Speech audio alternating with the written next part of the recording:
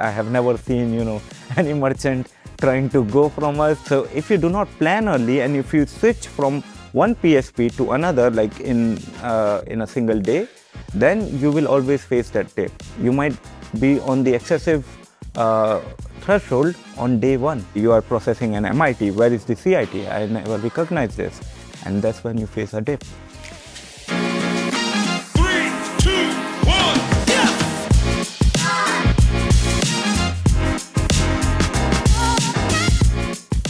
Welcome to Let's Talk Payments, the podcast where we interview experts from the online payments industry. My name is David from eFlow. We help merchants finding reliable payment solutions. And today I'm here with Chinmay Jain, Chief Technology Officer from Celeris. Thank you for being here, Chinmay. Thank you, David, for having me here. With pleasure. We're going to speak about network tokens, token migration, which is almost daily business, I would say, at Celeris. Can you help me a bit understand the moment that the merchant comes to you and asks for a token migration? What's happening? On paper, the token migration is a three-step process. Okay. So the first step is, you ask your old PSP or acquirer to export the tokens, and then you import the tokens to the new PSP or acquirer, and they gave you a token mapping file. Which you update your database with the help of those token mapping files, and then you start processing with the new PSP. This is what token migration should look like in theory, but in reality, almost never. This is never the case. In reality, exporting the old tokens, it takes much longer. There are multiple chains of approvals from the old PSP side. Sometimes they do not have, they have dated system where they are not able to export all the details, especially which is required for subscription merchants, which is required for processing the MITs. So they do not have all those details. And sometimes, they do not have a timer ticking. Mm-hmm. So just like the merchant have a deadline from this date, your MIDs will stop working, but that's not the case with the PSP or the acquirer. They do not have any fixed SLA in the contract with the merchant. In theory, simple three-step process. In reality, it's a much complex process. So for those who don't know, the tokens are like the equivalent of a card number, right? Yes. We have a merchant running a subscription industry or subscription business. The acquirer typically stores these tokens. The responsibility of storing the tokens, it depends whether generally the acquirers, they store the transaction metadata. Mm-hmm. They store, MID information, settlement details. They store chargeback wiring, all the chargeback details. It's the PSP who are generally responsible for owning the token vault and the subscription metadata. If you talk about migrations, what you need for migration for these tokens, card-based tokens, is, first, of course, the card details. Yeah. The second one is, scheme identifier, network transaction ID, transaction link identifiers. And the third one is subscription metadata, your retry history, your installment details, when to, execute the next installment, the customer history, how many installments have been paid, via which payment method. So all of these details are required for token migration. And it depends whichever, layer owns all these details. So as a merchant, if you or your orchestration platform or your gateway, they store all these details, the card details, the transaction identifiers, network identifiers, and the subscription metadata, it's great. Mm-hmm. You do not need to rely on your old PSP or acquirer for the token migration. No. But if you do not store this information, and if you have to rely on if your PSP or your acquirer is storing this information and you are not storing this on your own system or your partners, then basically you are at their mercy. Why would you not store it? Because it requires PCI compliance? Yes. So there is compliance, and then there is awareness, and some acquirers or PSPs, they have dated systems, so they do not readily share this information. Okay. Okay. And the fact that a typical merchant depends a lot on the cooperation of the acquirer or of the PSP. Do I understand that that's a typical result of like security measurements, such as PCI compliance? Or do you think that PSPs and acquirers also like it, that merchants need them? To be honest, it's both. So it always started with, legitimate security, decision like PCI compliance. They need, their custom encryption approach, storage policies, because, every acquirer or every PSP have their own technological stack and have their certain ways of doing things. Then, before network tokens, there were no fixed guidelines or framework for token migration. What PCI says about token migration is, yes, the tokens are portable. They can be ported from one entity to another, and the only requirement was the entity who is exporting the token and the entity who is importing those tokens or ingesting those tokens must be PCI compliant.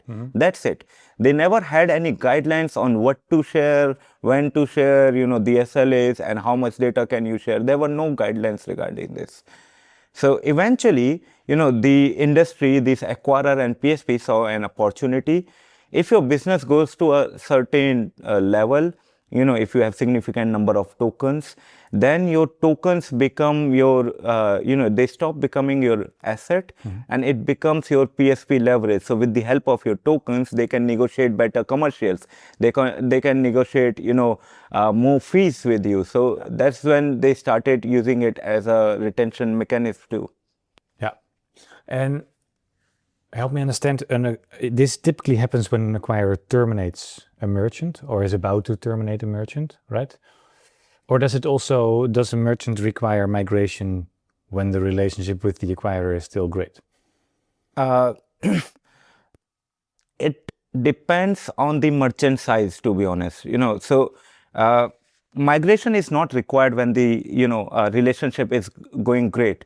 But if you are a large merchant, even a medium merchant, in my opinion, if you are processing gross merchandise volume less than 10 million, you are okay to work with a robust PSP like Stripe. That's okay. But if you have GMV processing greater than 10 million, like 10 to 100 million, you should always look out for multi-acquirer strategy. Always ask, what if my acquirer shut me down? And if you have, GMV greater than 100 million, always go for an independent token vault. Yeah. You need to own all those tokens.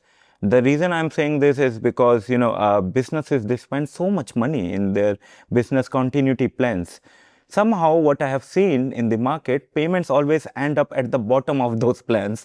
And you only notice when you get a notification from the acquirer that or a WAMP event that hey, we are going to shut down your mid, and that's when you realize no, you needed a multi-acquirer strategy. Yeah. So even if you do not need a migration today, the relationship with the acquirer is growing, you always need a fallback. Yeah.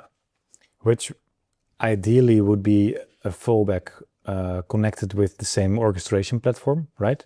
Because otherwise it still requires even further migration. Yes, ideally it should be connected to the platform which has all the details like your PAN details, your network identifiers, your subscription metadata. If the platform is not connected to the fallback, then you are at the mercy of that platform to ask them for an export of the tokens and then move to the new PSP. So yeah, ideally it should be connected to the platform. It could be an orchestration platform. You could have all those details on your side too if you are PCI compliant. And it should be connected to the platform which store all these details. So an acquirer, I understand that that's not always the case, but let's assume an acquirer terminates a merchant and the merchant comes to Celeris. Can you help us with migrating the tokens? What happens then? Is it you reaching out to that acquirer? It depends on our relationship with the merchant. So if the merchant is already processing with us for a long time and we already have all the tokens, then, if we also receive, proactively the link identifiers from the acquirer, then we do not need any, cooperation from the old PSP or acquirer. We can migrate the tokens to, the new PSP. It's like a weekend job. That's how we have designed our platform. And David, we had similar experience in the past. Like a couple of years ago, one of the acquirer, they shut down all their portfolio, one of their portfolio, and that's when our common merchants were panicking what to do, and they had a fixed deadline. That's when we started designing our platform. The team started building the platform in a way, they worked day and night for this. And, we got great appreciation from you and, from Benji and from those merchants. It's always great to hear appreciation from industry leaders, of course. But we started all these details required for token migration way too early. Like when the transition is happening, we started storing those details. And now we are at the position that the merchant is processing with us and they want a token migration. We do not need we have no dependency on the old CFP. So that experience of you relying a lot on the, let's say, old acquirer taught you as a company, we need to be more proactive. We need to develop something. Yes, because in my experience, what I have seen is almost always there are delays from the old acquirer or PSP during migrating the tokens, and you might have experienced similarly, right? Yes. You might have a similar experience. Sometimes it's about approval. Sometimes they only migrate partial information. And in most of the cases, what I have seen is they never migrate the subscription metadata. At least they never tell you, about your subscribers, when to build the customer nest and, what's the customer history, how many installments they have paid. So as a merchant, if you are relying on your subscription management to a PSP or an acquirer, then you lose all this information and then you have to rebuild this from scratch. Yeah. And looking at the market, looking at our past experience, that's when we realize, we need to do something about this. And that's when we started, planning for making, merchants less and less dependent on their PSP or acquirer. In the same time, you make them more and more dependent on Celeris. That's a fair question. So if you are a business, like any service provider you are working with, any software company you are working with, you are adding some dependency. If you are on cloud, you are adding dependency on cloud. If you have, like a security solution like a WAF, you are adding dependency on a WAF like Cloudflare. We do add dependency on the merchant, but it's not more about dependency. It's about how narrow or wide the exit is. So we make the exit wide and visible for our merchant. And how do we do it? So basically, we have exhaustive tokenization API. So that's, the top layer, exhaustive tokenization API. So given the PCI status of the merchant, they can get all the details that we are allowed to share with them from day one, programmatically. So basically, you can create your own token vault or you can create a replica of our token vault without asking us for any data. You have it from day one. Then the second layer, the transaction layer. So in the transaction layer, we share more than 100 data points with merchant. It's much more than the legal minimum, which the industry is saying, sharing. So you can build all the subscription lifecycle, all the metadata, right from day one, programmatically on your system. You can basically use us as a hot swap. And then we are network tokens native, and network tokens are scheme PSP agnostic by design. So whatever is being stored on our system are also stored on scheme, and that belongs to the merchant. So they can easily replace us.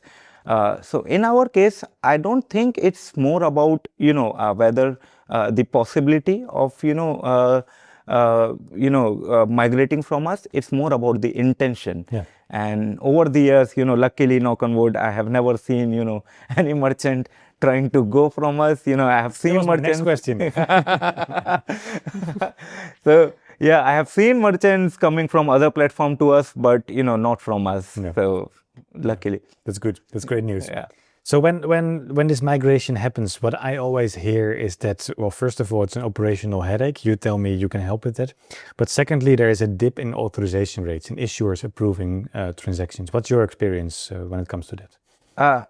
It largely depends on the merchant, their MCC code, which geography they are processing in, what's their customer base. We have seen authorization dips in single digits, which get normalized in a couple of weeks. But for high risk MCCs, for commercial cards, corporate cards, prepaid cards, we have seen significant dip like 30 or 40%. What I have seen is, why there is a dip, because merchants, they do not plan early. The processors and the new PSP, they are relearning your, MIDs. These MIDs are new. So if you do not plan early and if you switch from one PSP to another, like in a single day, then you will always face that dip. The best thing is to start planning early, start using that other PSP before you get a notice from the acquirer or before a WAMP event is triggered, and start warming up those MIDs. Start with a small number like 5%, 10%. Start with a small number, but start warming up your MIDs. Yeah. And that's how you can, avoid that dip. Not completely, but still, you can, significantly avoid that dip. One thing more about dip is it's not about business loss. See, if you are already near the WAMP thresholds, your fraud and chargeback levels are already high, and you move to a new MID, the fraud and chargeback levels are, the number of frauds and chargebacks are most probably going to stay the same, but the total settled transactions will reduce because there is an authorization dip. So the denominator is reducing while the numerator is staying the same. You might be on the excessive threshold on day one. So you're immediately in trouble again. Yeah, it's like a vicious cycle. You will keep getting trouble even with the new MIDs, and you are frustrated. I switched the PSP, even why my business is still not working. So you're basically saying that this dip in authorization is mainly because of the volatility in transaction processing. Suddenly there is a big spike. Yes. Which is not appreciated by issuers. Of course. It's never appreciated by the issuer, and its volatility is one reason. The other reason is, a missing lineage. Yeah. Transaction history, the link identifier. So many merchants, they do not provide those information. And then, it's, hey, you are processing an MIT. Where is the CIT? I never recognize this. And that's when you face a dip. So if you would not do this in a big shot, but gradually, like you just described, would I still see a dip? There could be a dip for the migrated tokens, but the dip will be smaller. And the flow will normalize very soon. Like in a week or two, it can get normalized. But if you do like a big bang, like a kill switch, then there will be a dip. Yeah. Drop. With the gradual approach, why do you then still see a dip? Because your old tokens are still working with the previous PSP, and then suddenly they are moved to a new PSP. Sometimes the merchant, they miss the link identifiers, the history, they miss to provide those history to the new PSP, and that's where issuers is starting to flag them off. But with Celeris, that wouldn't happen, right? That won't happen. Yeah, we preserve all the history. Yeah. We preserve everything, all the chain about the transaction, and during the MIT, we provide all the details so that the issuer, they can easily recognize. So are you claiming that the merchant using your, let's say, migration product and not building this up in a big shot will not face any dip in authorization rate? And we have seen it in practice. So if you are already working with multiple acquirers and you move from one acquirer to another whose MIDs are already warmed up, then basically there is, almost no dip. That's great. And I didn't know that. So that's good to hear. What does it mean for a merchant who is right now steadily processing with an acquirer like Stripe? but they grow volume and they want to diversify into other acquirers as well. Would you advise them to keep processing their current subscriptions with Stripe and adding up new subscriptions to other acquirers? Or would you advise them to migrate? So I always recommend a gradual approach. So start with moving your new subscriber to the new PSP, because that's when you will not face any disruption or drop in your previous subscriber. Start migrating, onboarding your new customers to the new PSP, and then you can gradually migrate the old subscriber from Stripe, or you can keep both running in parallel. So now we spoke about tokens basically managed by Celeris or by a merchant, if the merchant would be PCI compliant. But we also have network tokens. Can you explain how that works? What's the difference? Network tokens are the tokens which are generated by the card schemes, right? So they are stored on card schemes, and they are of course there is underlying PAN on top of network tokens. They provide token lifecycle events. So even if the card is reissued, the token will stay the same, and you can keep using your existing subscribers, with their previous network tokens.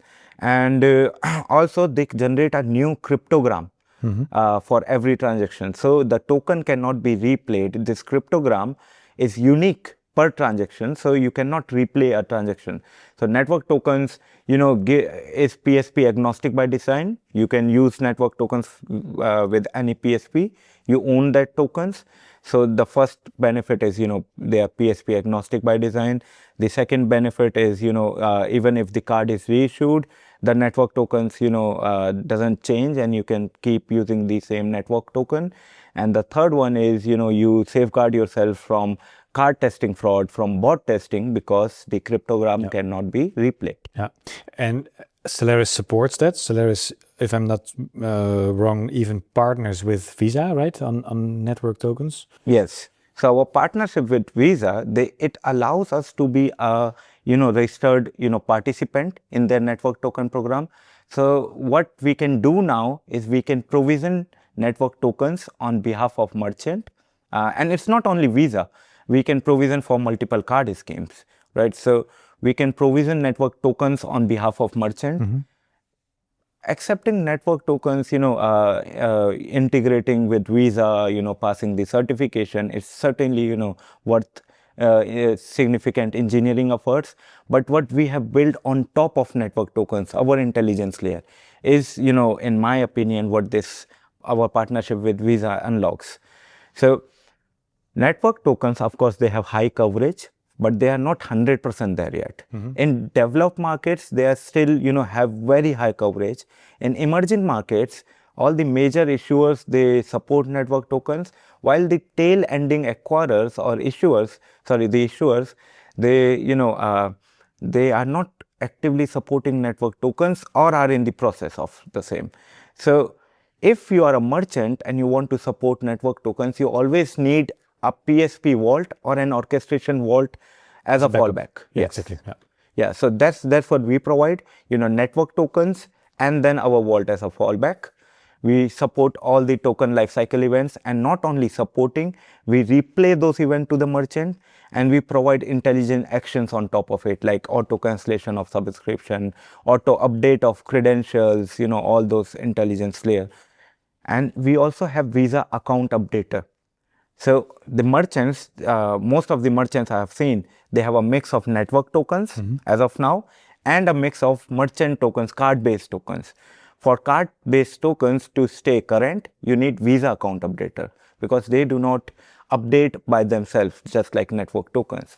So all these features, allow us to provide a comprehensive, tokenization strategy to the merchant. So a merchant should not fully rely on network tokens. In an ideal world, they should, but you're telling me that the world isn't ideal and that many issuers in certain markets do not support it yet. Yes. So today, they should not fully rely on network tokens. They should be having, a token vault, a PAN token vault as a fallback. And in future, in the next couple of years, we might reach to 100% coverage across the globe. We are still on the higher side, but it's not 100% yet. So if you are a merchant processing significant volumes, you should not completely rely on network tokens. My view is that network tokens nowadays are not really an exceptional functionality of a gateway or an orchestration platform. It's not like new technology. Do you agree with me on that? Well, our gateway in 2026 or an orchestration platform in 2020, even PSPs and acquirers in 2026 must support network tokens. It should be the de facto of CNP payments. It should not be an additional or a new feature. What you do with these network tokens is, however, what differs in the market. I have seen PSPs, they provision network tokens on behalf of merchant, but never share any details back to the merchant or their orchestration platform, and then you are again in the lock-in. So what you do with network tokens is what makes you differ from others, whether you have your own vault as a fallback, whether you take intelligent decisions on the token lifecycle events. But network token itself is not, I would say, it's not a distinguishing feature in 2026. Exactly. Do you, when you speak to merchants, do you believe that some merchants do actually fully rely on network tokens, maybe because of limited functionalities of their gateway? Without the fallback, I mean. I have seen merchants, relying on their PSP or acquirer and whatever strategies they support. So they essentially do not know, whether they are fully relying on network tokens or card-based tokens. They are basically, relying on their PSP or acquirer and whatever functionalities they support. Acquirers, sometimes they fully rely on network tokens. PSPs, sometimes they fully rely on network tokens. And sometimes they have fallback. But the merchants, they generally have a tendency to rely on a single PSP or acquirer for everything. How does that technically work? I try to use network tokens through Celeris. Celeris sees that the issuer doesn't support it and then it instantly moves to the fallback? Yes. So it's all instant, all automated. We try to provision the network tokens, and if somehow we are not able to provision the network tokens, we instantly use our token vault, our PAN vault as a fallback. Would that then be a second authorization request, or how does it work? No, it would be before authorization. Okay. So since we also have our own independent MPI layer, so there is no second authorization needed. No, I see. So you already mentioned the avoidance of card testing scenarios. I've seen numbers like fraud decreasing by 60% because of network tokens. Do you believe that's only because of the additional security? 60% is a high number. It's like the ceiling. Yeah. What I've seen in the market is, it's still a significant 25 to 30%. Yeah. But it also depends on the MCC, on the merchant, their risk profile. There are three reasons, major reasons for, the fraud reduction. First is PAN exposure. So before network tokens, PAN was exposed if the merchant is PCI compliant, then to the merchant. Yeah. Otherwise, to the gateway, orchestration platform, PSP, acquirer. So it was exposed to multiple parties, and it was easy to hack PAN or to replay PAN. So before network tokens, PAN was exposed to multiple parties. Now with network tokens, PAN is only stored at the card schemes, and it's only exposed to the token service provider or token requester and the card schemes. It's just the network token and cryptogram that flows through the payment rail. So PAN is less exposed, and that's where you safeguard the merchants from all those PAN exposed attacks. Cryptogram is unique per transaction, so you cannot replay the transaction, and you safeguard the merchants from card testing fraud, from bot testing. And there is one more important factor which is generally not talked a lot about. Is visibility. So if you look at the best enterprise fraud detection solution in the market. They only have visibility on their portfolio and the merchant portfolio. Yeah. But with network tokens, the schemes, Visa and Master, they have visibility end to end. Like from the point user enter the credentials to their chargeback history to the complete end of the life cycle, right? They have visibility over everything. And this visibility allows them to train their AI models, their fraud detection models on this network token rail and catch fraud patterns much earlier than anyone else in the chain. And you can see the patterns here. In the past 2 years, both Visa and Master have been involved into $1 billion+ acquisition of companies who are AI-based e-com threat intelligence companies. Yeah. So these sophisticated models, fraud models, are now running over the network token chain, and that's where you could see a significant reduction in frauds. Some of our merchants, and I know your merchants, face a typical type of fraud, which we call friendly fraud, which is much different than the standard form of fraud where you have a third-party fraudster misusing card details, right? Do you believe that network tokens also have a positive impact on friendly fraud reduction? Well, I think you are more equipped to answer this than me, but in my opinion, friendly fraud is different than typical fraud, just like you mentioned. In case of fraud, what network tokens safeguard you is from replaying the credentials. They test whether the credentials, they check whether the credentials are accurate or not. However, in case of friendly fraud, the credentials are accurate. There is no, creativeness in terms of credentials. The authentication chain, stays the same. So network tokens, you cannot expect them to have any material impact on your friendly fraud levels. There are different tools. There is Visa Order Insight, Ethoca Consumer Clarity, RDR, Compelling Evidence. There are multiple tools which are targeting specifically this problem of friendly fraud. And that's the problem of payment industry.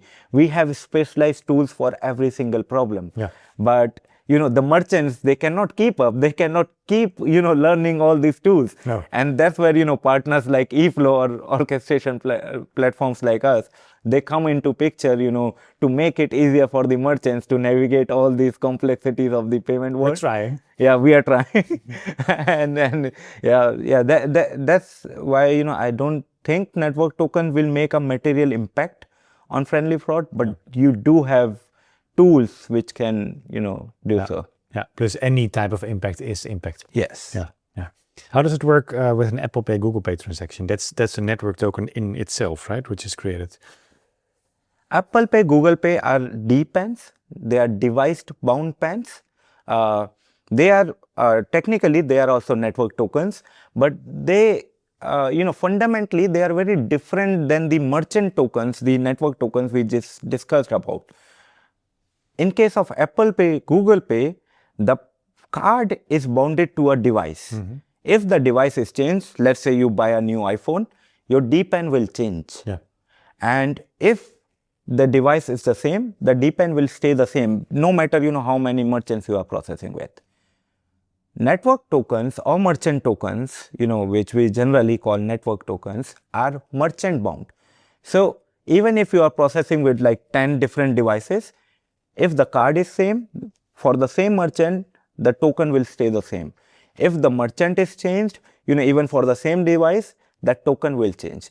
So fundamentally, they are very different. Of course, they have some similarities. Both of them are network tokens. Both of them have token lifecycle events. So both survive whenever a card is reissued.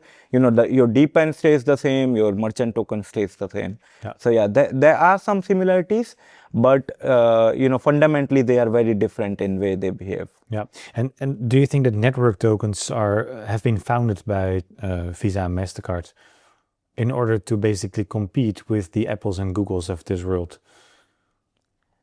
Well, yes.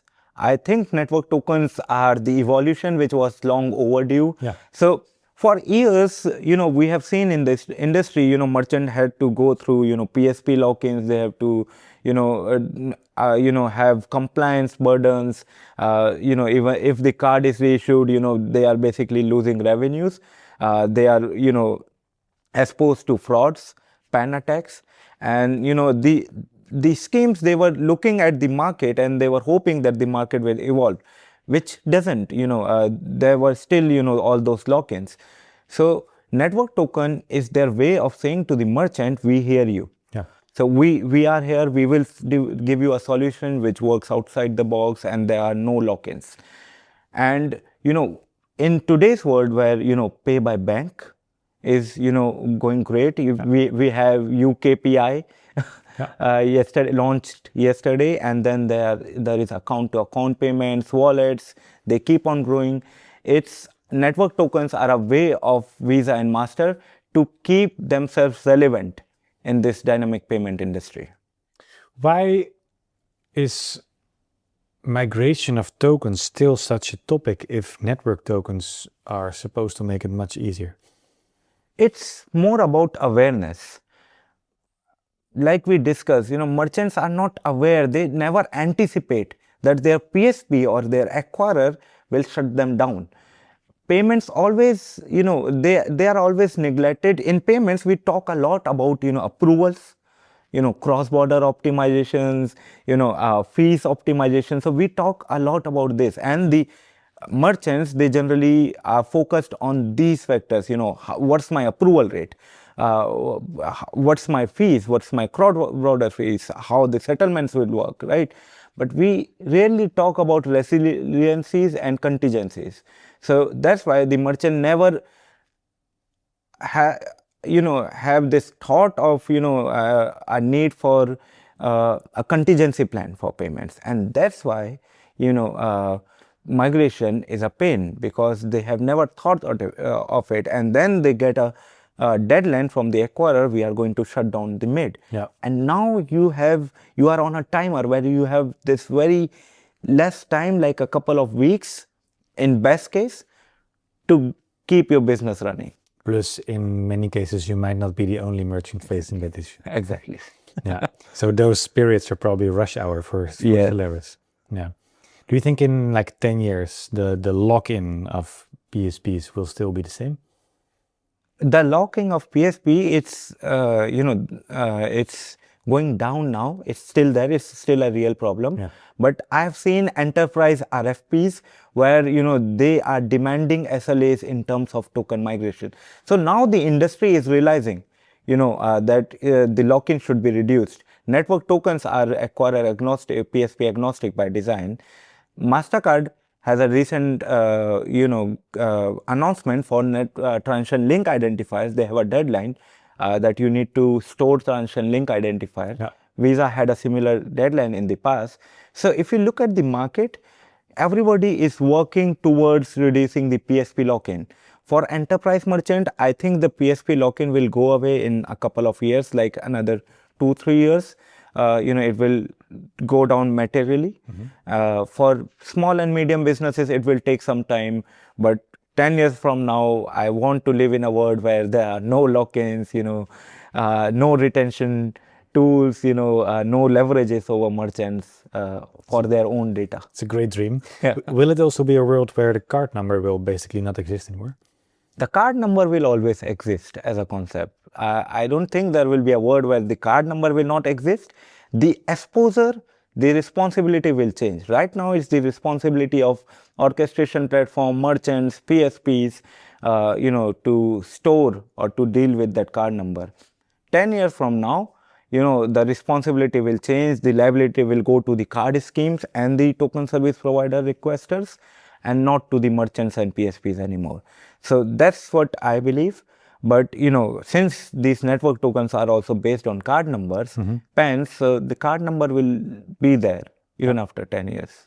And how about Celeris? Will Celeris remain an orchestration platform? What's your future view? Well, our future view, that's a really good question. The beauty of the word orchestration is the scope is not fixed. It's not like, you need to do this only. If you look at operating systems, operating system in 1990s were a lot different than operating systems in 2026. Their features were different, their responsibilities were different, their capabilities were different in 1990s than what they are doing now. They have a lot more responsibilities. Their features, their solutions have changed. And that's what I believe for the orchestrators. Maybe the industry will give us a new term in in that 5-10 years. But and we have to evolve, and we keep on evolving, network tokens, and then there is pay by bank, account to account, stable coins, agentic commerce, and decentralized finance, embedded payments. So we will keep evolving, but the concept, the goal will always stay the same, to make it easier for our merchants, for our clients to navigate this complex payment landscape. Yeah. Well, I loved talking to you about this topic today, Chinmay. Many thanks. It was a pleasure. People who want to reach out can find you on Celeris.com, I assume. Yeah. Or on LinkedIn, probably. Yes. Yeah. Well, thanks a lot, Chinmay. Thank you for watching us and listening to us. Small disclaimer, we're not your advisor nor your lawyer. This was just to help you think things through. So please do your own assessment as well. And until next time.